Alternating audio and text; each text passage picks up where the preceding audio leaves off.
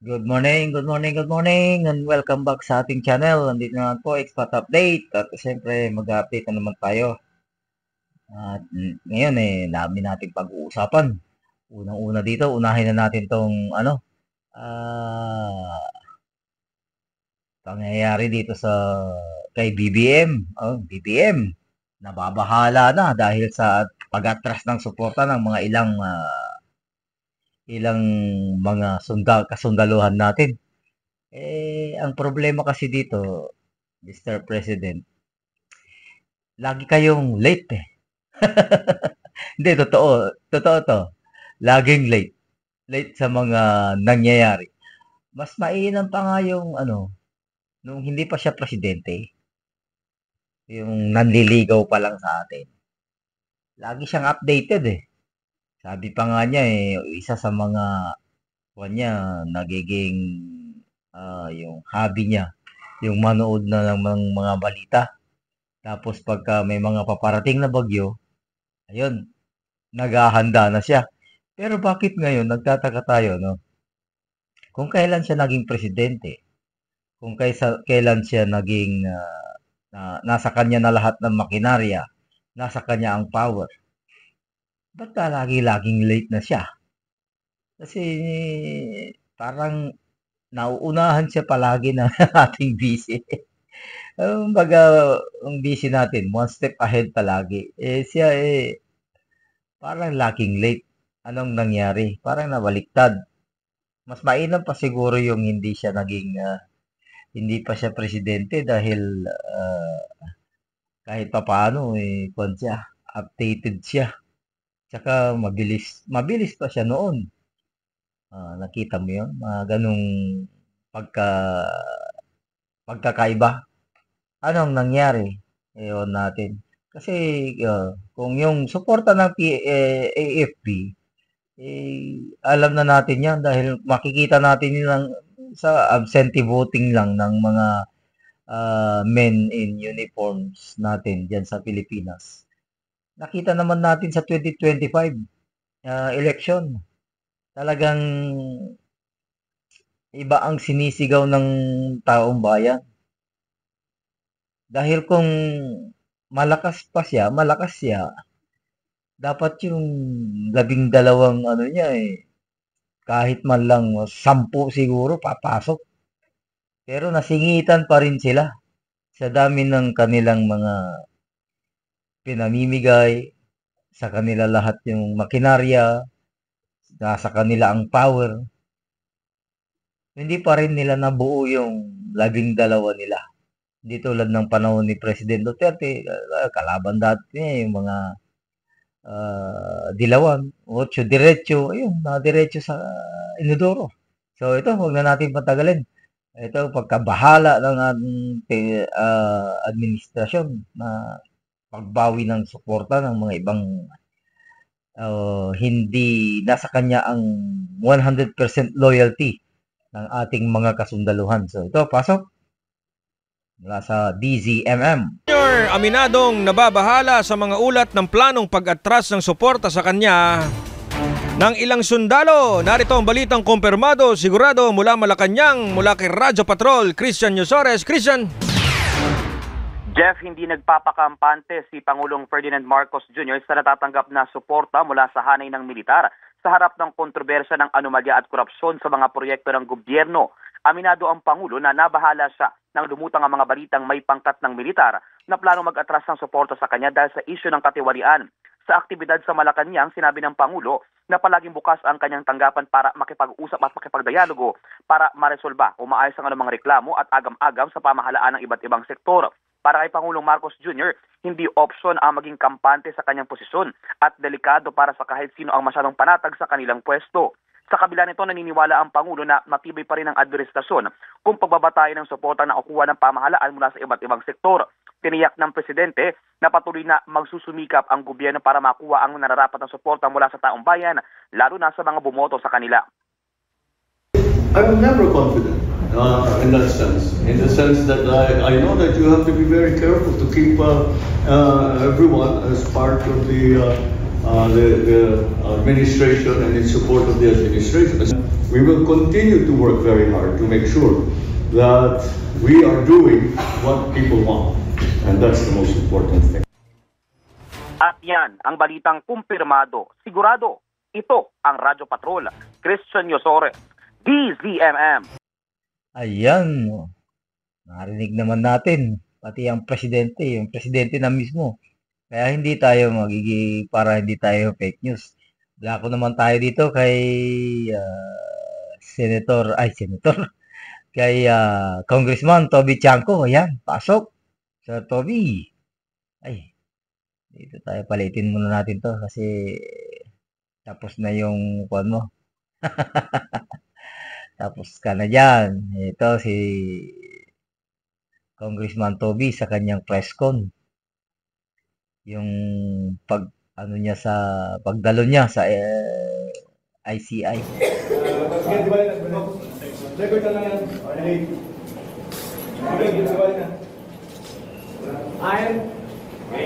Okay. Second mo na. Second time to be invited. Anong concern ng ICI this time? Hindi, ganito, no? I hope, okay. Okay. This is my second time here to be invited, no? Para may mga information na tinanong sila sa akin. So, tulad ng una kong commitment naman, and ever since before, lahat ng nalalaman ko, i-share ko sa kanila, no? Ngayon, kung ano man yon, I think it's better for them to be the one to disclose para alam nila kung ano yung pwede nilang sabihin, ano yung hindi. Kasi ako pumunta dito para makatulong, di ba?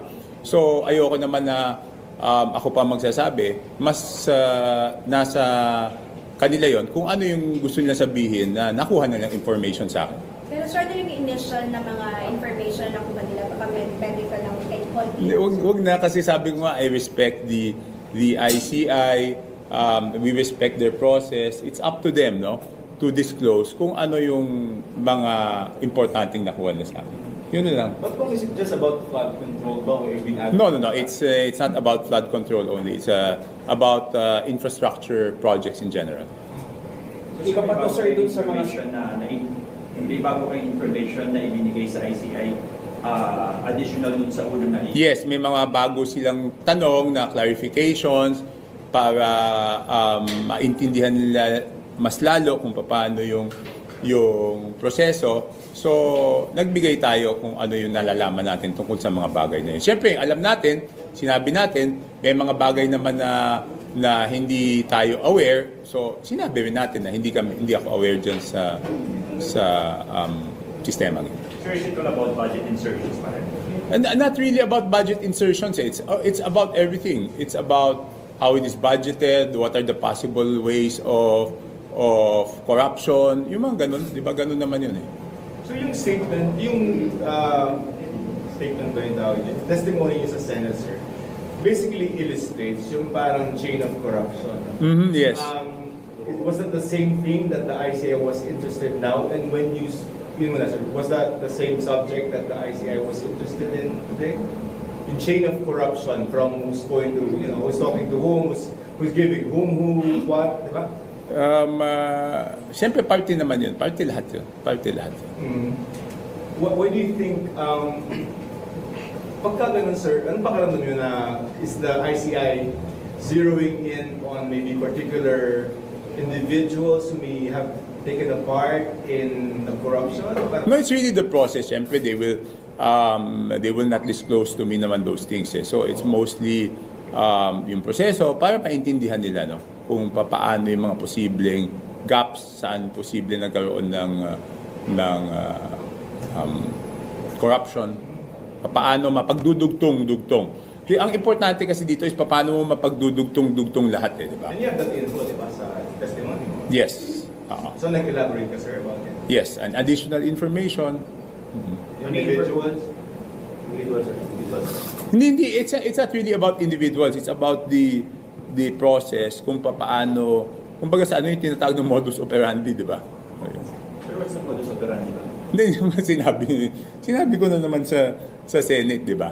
I mean, why will you, yung lagi ko sinasabi, why will you insert projects doon sa distrito na wala ka naman kinalaman, di ba? What is your kung wala kang political benefit doon, what is the benefit to you? Di ba? Sir, pinapabalik pa po ba kayo dito sa ICI? Wala pa naman sinabi. Wala pa naman sinabi. Pero yung nature na pagtawag sa inyo, biglaan lang talaga, sir. Hindi. Sinabi sa akin yan. I think, ano ba ngayon? Biyernes, siguro. I think Monday or Tuesday. Sinabi sa akin. So yung ICI is under scrutiny. Number one, yung credibility kasi hindi nakikita ng tao yung investigation. But since you're a resource person, how do you probably characterize the way that the ICI has been conducting its hearings? Do you think this is a... Ano ba to? Okay, number one yung credibility, no? Yung integridad ng mga bumubuo ng ICI, talagang napakataas ng integridad nila, di ba? Si former Justice Andres Reyes, former Secretary Babe Singson, yung head ng SGV. So, you cannot question their integrity. It's beyond question. But the direction of the investigation? I mean, siyempre ang nakikita ko lang yung pagtanong sa akin. No? I don't know how they conduct it with other resource persons, but very professional naman sila. So you believe naman, sir, in the way the ICI is conducting itself? Yes. Why do you think? Why do you have confidence na this is a serious investigation? Hindi, because alam naman ng lahat di ba? Alam naman ng lahat na galit yung tao. Okay? Alam naman ng lahat na hinahanap ng tao yung katotohanan. Alam naman ng lahat na may pag-iisip na yung tao kung sino yung talagang mga gumawa ng kasalanan eh. Ang kailangan na lang buuin dito is yung ebidensya para mapatunayan sa korte na yung mga may kasalanan, talagang may kasalanan. Diba? Sa tingin ko, my impression is, yun ang binubuo nila. I mean, impression My impression is, binubuo nila yung ebidensya para matibay siya pag final sa korte. So in terms of accountability, how high should this be? Wala. Kung saan pupunta, doon dapat pumunta. Hindi pa pwedeng, may iwasan dito. Kung saan sila dali ng ebidensya, dapat, yun ang papailan ng kaso. Sir, at the risk of being repetitive, si Representative Ko, hindi ko alam kung nagpa-condemn petition na sila, pero ang call niyo was to cancel the passport. Yes, no? Okay. This I will be very clear, no? And I hope those in charge in government, especially the DFA, hears this loud and clear. Okay?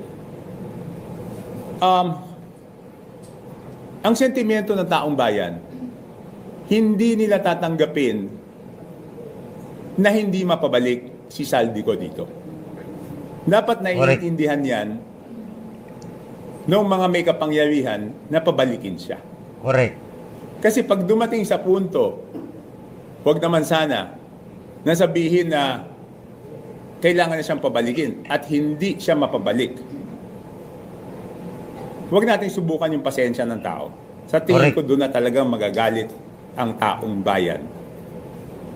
At baka doon na sila magduda sa sinseridad ng investigasyon. Alam niyo po, Congressman Tiangco, talagang matagal na kaming duda.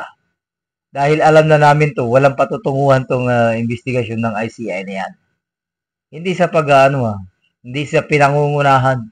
Pero alam niyo, predetermined na yan. Alam na natin kung sino mga ididiin nila dyan. Kaya itong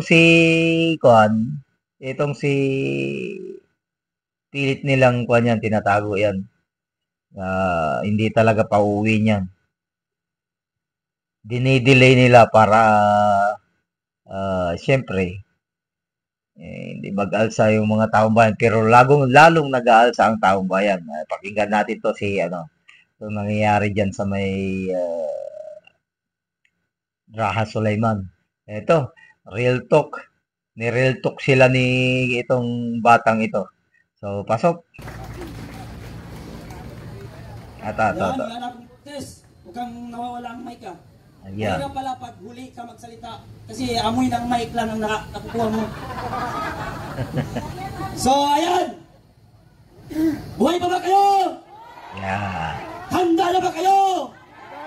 May lighting na ba ang lahat? Para sa candle lighting, baka mamaya masupinan naman ako. No? Paglabas ko sa CIDG, tumawag ang TV Patron. Kuya Bart, pwede ka bang ma-interview? Sabi ko, oo, pwede. Sabi niya, hindi ka ba nagulat? Ano ang naging reaksyon mo nung pinadalang ka ng subpina? Sabi ko dun sa reporter, buang ka ba? Hindi mo ba alam na ikaw ang dahilan kung bakit ako pinasubpina dahil sa balita mo na fake news? Buang yata to, sabi ko. Tatanungin niya ako kung di ako nagulat. Siya ang dapat magulat. Kaya para hindi niya alam na siya yung dahilan kung bakit ako pinasubpina. Ngayon, kaya tayo narito dahil sa pagkikipaglaban kontra korupsyon, sapagkat napakalala na ng nakawan korupsyon sa ating bansa. Sa sobrang lala, kung naalala nyo nung September 21 na rally, doon sa Luneta, mayroong isang babae na nagtataas ng kamay na kumakanta, sabi niya, Marcos Duterte walang pinag-iba. Yung kilikili niya, nangitim na. Bakit nangitim ang kilikili niya? Kasi kahit yung pambili niya ng tawas, ninakaw ng mga kongresista. Malala pala itong mga kongresman na ito. Pati pambili natin ng tawas, kinukuha nila. Pinanakaw nila. Pati tuloy mga kababayan natin na nangingitim na ang kilikili, parang binayuan ng kape. Malala ang nakawan dito sa ating bansa. Ngayon, ito ang nakakapagtaka. Si Claire Castro, di puta, di bobo, di putang ina mo. Ya Allah. Bobo at gago. Si Claire Castro. Saan ka makikita? Lahat ng project ng Pangulo niyang bangag sinasabi. Pag nagtanong ang reporter, ma'am, saan po nakalagay yung mga ano na yan? Sabi niya, sige, ibibigay ko sa mamayang listahan. Gago ang Malacanang. Puro kapalpakan. Sabi na naman ng Pangulo nung siya nangangampanya, pag ako ang nanalo, gagawain kong 25 lang ang 1 kilong bigas. Ngayon na upo ang bangag, ang bigas 60, ang shabu bumaba. Ang pangako niya sa atin, pag siya ang nanalo, 20 ang 1 kilong bigas.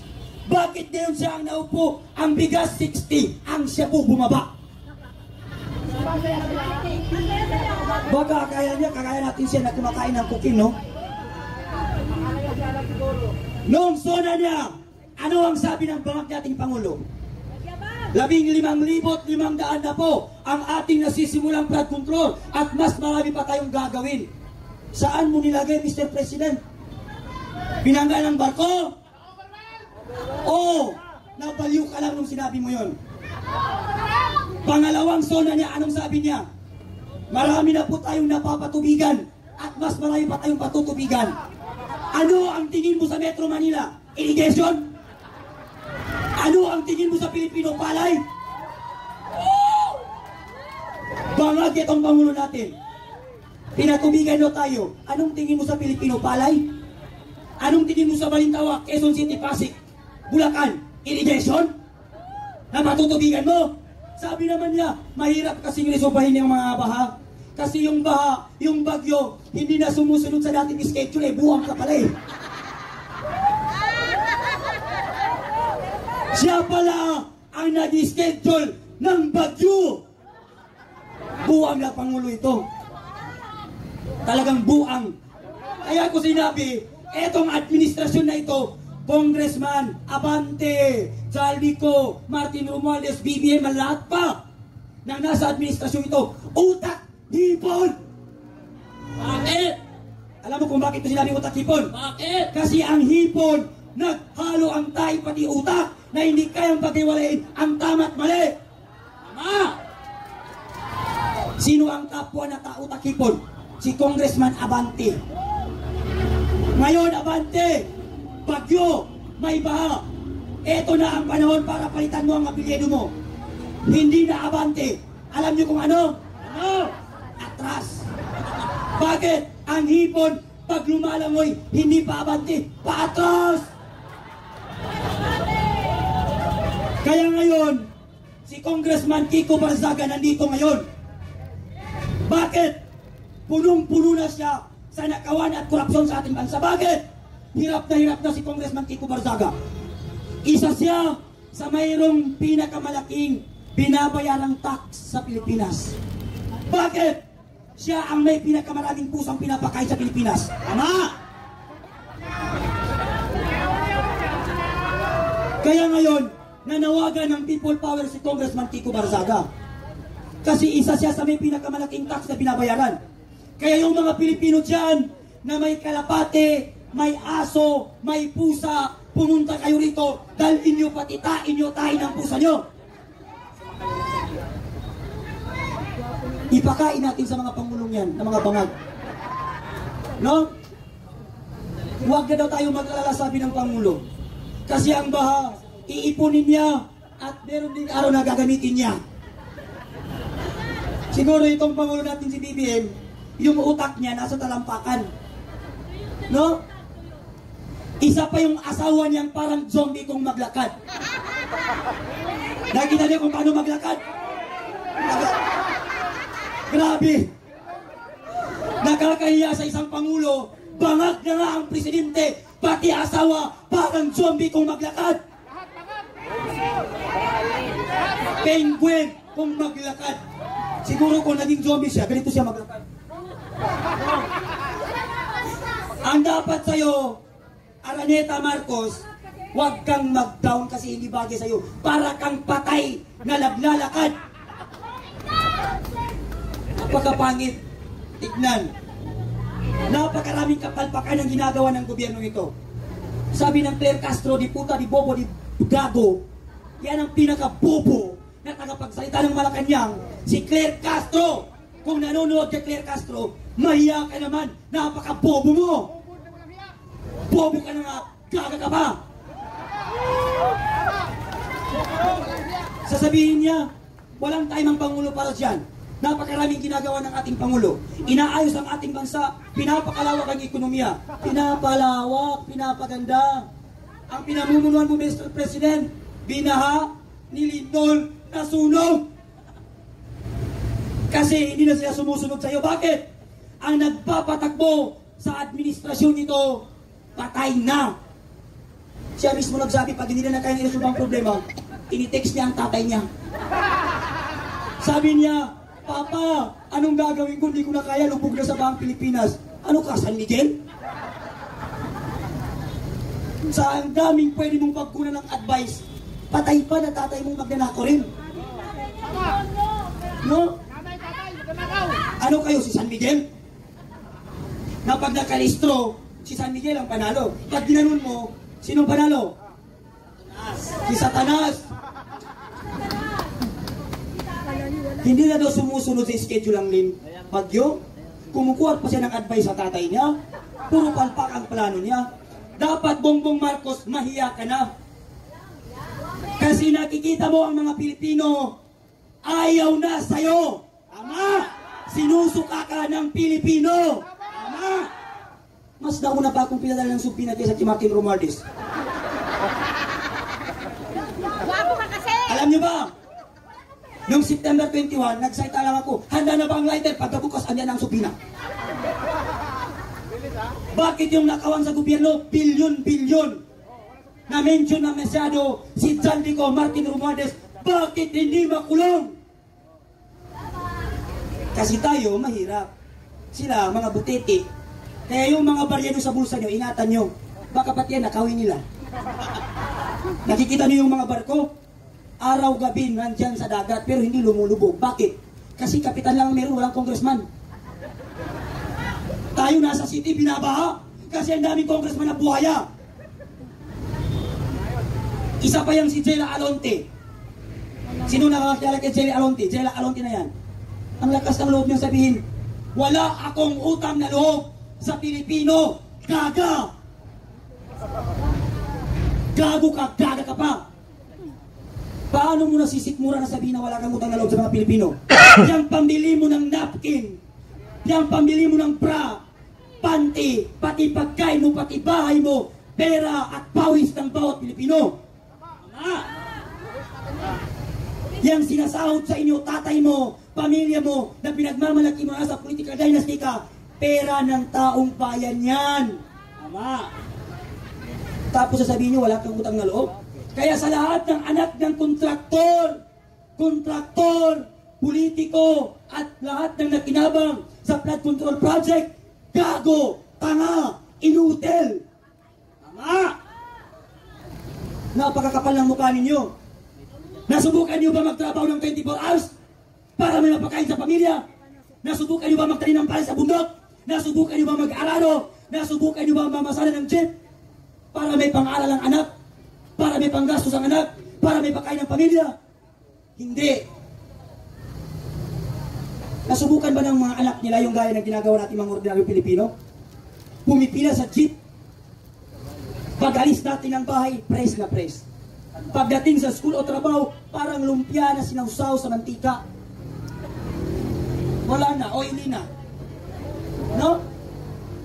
Kaya tayo nagtipon-tipon dito para wakasan at ipanawagan kung meron pang natitirang kapal na mukha, yung Pangulo na yan, marapat lamang na bumabala siya sa pwesto sapagkat ayaw na at sawa na ang Pilipino sa kanya. Magpupurilis ka na Bongbong Marcos, wala ka pa rin nagawa. Wala ka pa rin napapatunayan sa ating bansa. Habang sila nagpapakasarap, natutulog sa mga gandang bahay, nandoon sa ibang bansa, tayo nagsuswimming sa tai at ihi dito sa Maynila. Andito tayo sa kanal, lumalangoy. Saan ang mga binoto natin? Andun sa ibang bansa. Kung magkaroon ng People Power Tree, kumuha tayo dagdag. Noong una, nag-People Power din sila. Pumalit si Marcos, pumalit si Erap, People Power na naman, eto na naman tayo. Hanggat hindi natin gayaan ang gaya ng Nepal at Indonesia, hindi matututo ang mga politikong namumuno sa atin. Tama! Kaya dapat maeksampulan yung mga politikong kungkung na yan. Balatan ang buhay, kilawin. Utangin na yan. Nailibag ba siguro yan? Kayo na lang sigurong kumain. Eh kung si Martin Romualdez mukhang ang asim. Pati si Zaldico ang asim. No? Maasim ang mga mukha nila, kakapal ng pagmumukha nila. Mga gago, mga tarantado, mga inutil. Dati ang akala ko ang buhaya nasa tubig lang. Ngayon nasa Malacanang na sila, nasa House of Representatives pa sila. High-tech na, nakabarong pa. Dati ang buhaya kinakain karni lang, kinakagat tao. Ngayon arte na. Pera na ang kinakain. Ayaw ng barya, gusto bilyon. Trilyon-trilyon ang gusto nilang kainit na kawin. Kaya sabi ko sa CIDC, maubusan kayo ng papel, kakasupina niyo sa akin. Kahit 100 truck pa ang dali ng supina, kahit nasa loob ako ng kulungan, magsisigaw-sigaw ako dyan. Sabi nung pulis sa akin, sir, ba't mo gustong makulong? Kasi nagpahuli ko, ayaw ko huliin. Sabi ko, sir, gusto kong makulong. Bakit? Kasi sabi ko doon sa loob ng kulungan, hindi ka na magtatrabaho, hindi mo na problema kakainin mo, hindi ka na magre-rent ang ihigaan mo. Pakakainin ka nila doon. Meron ka pang higaan. Sabi nung pulis, sa lahat ng tao, ikaw lang ang ibang prinsipyo. Gusto mong makulong dahil uupo ko lang? Sabi ko, sir, pagod na ako sa labas eh. Di ba? Puro nakaw, ilang pangulo na ang binoto natin. Pero, umunlad ba ang Pilipinas? Umunlad ba o hindi? Yan. Nagalit pa ang mga taga-Luzon dahil minura ko sila. Sabi ko, putang ina ng mga taga-Luzon. Eh, totoo naman ang putang ina nila eh. Ayaw nilang lumabas eh. Tayo na ngayon nandito. Galing ng Cebu, galing ng Mindanao. Asa na yung mga taga-Tondo? May taga-Tondo ba rito? Taga-Tondo wala? Oh, sabi ng mga taga-Tondo, mas matapang ang taga-Tondo kaysa Mindanao. Asa na kayo ngayon? Asa na ang taga-Tondo? Saan na yung may mga tato? Pati itlog may tato. Bibilib lang ako sa tapang mo kung makisama ka at makilahok dito sa laban ito kontra korupsyon. Maraming salamat at magandang gabi. Ayan. Fake news at TV Patrol. Okay. So, ayan. Talagang napakarami ng mga kaganapan sa diyan sa Pilipinas. So, hanggang dito na lang at maraming salamat po sa inyong panonood at kung hindi pa kayo nakaka-subscribe, andyan lang po ang subscribe button at paki-click na rin yung notification bell para lagi kayong updated sa ating mga videos. Syukran!